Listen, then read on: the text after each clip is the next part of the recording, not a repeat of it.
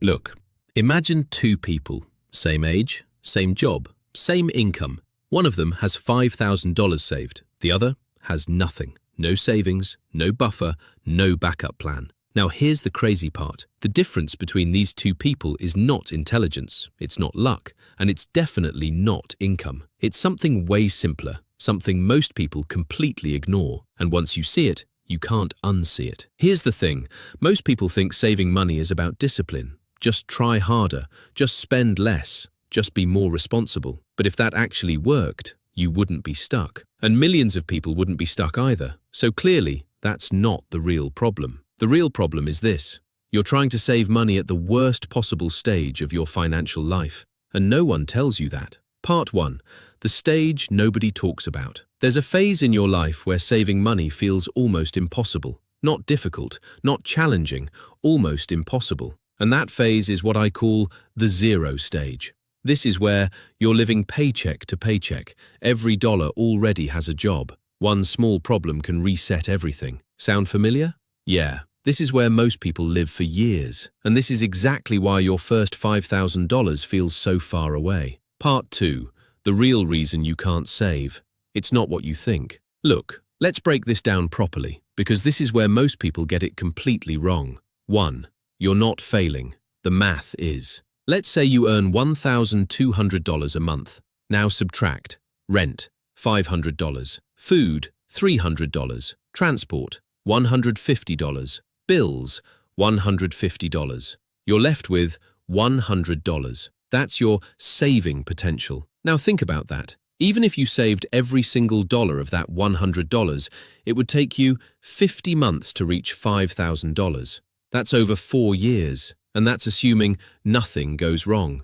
You never slip up. Life stays perfectly stable, which never happens. So no, you're not bad with money. You're trying to win a game where the math is already against you.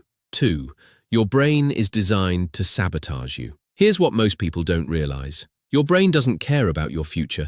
It cares about your survival right now. So when you say, I should save this $50, your brain says, or we could use it to feel better today. And guess what usually wins? Yeah, the immediate reward. 3.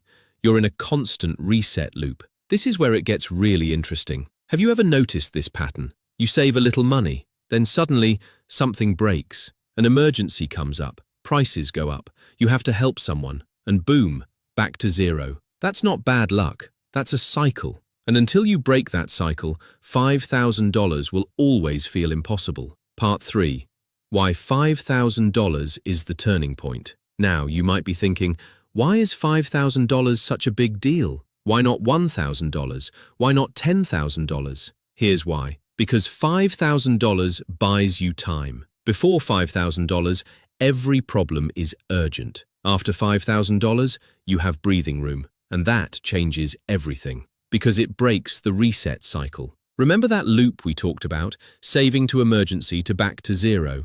$5,000 is usually the point where an emergency doesn't wipe you out completely. So instead of restarting, you keep going, because it changes your identity. Look, before $5,000, you're someone who's trying to save. After $5,000, you're someone who saves money. That identity shift is powerful. Part 4.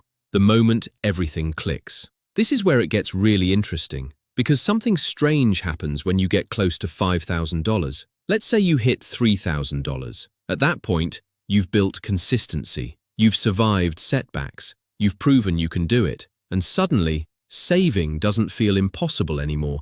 It just feels slow. And slow is fine, because slow still moves forward. Part 5.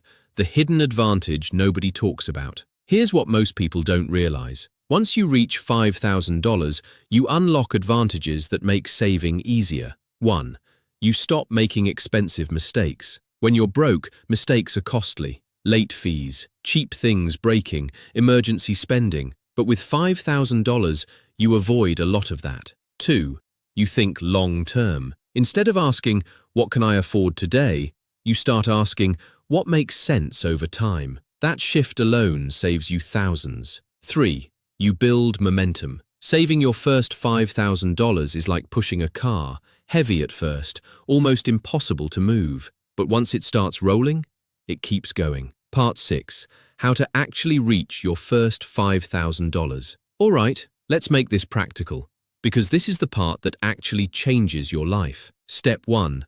Lower the target temporarily. Look, stop thinking about $5,000. That's too far. Focus on $100, then $500, then $1,000, because small wins build momentum. Step 2. Create automatic separation. The biggest mistake people make? They try to save what's left. Instead, save first. Spend what's left, even if it's just $10. Step 3. Identify your silent killer. Everyone has one. That one habit that quietly drains money. Daily spending, impulse buying. It's just $5 purchases. Fix that one thing, and everything improves.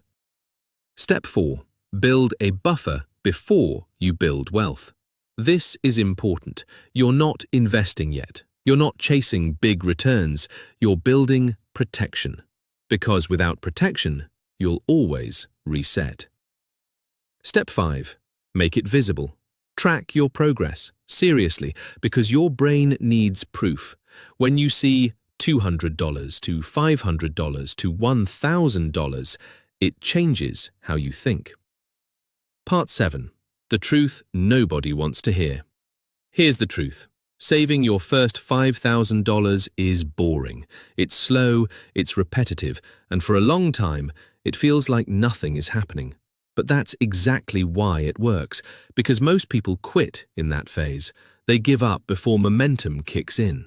Look, you don't need to be perfect. You don't need a high income. You don't need some secret strategy. You just need to survive long enough to break the cycle, because once you do, everything changes. Your stress drops, your confidence grows, and money stops feeling like something that controls you. So start small, start messy, but start.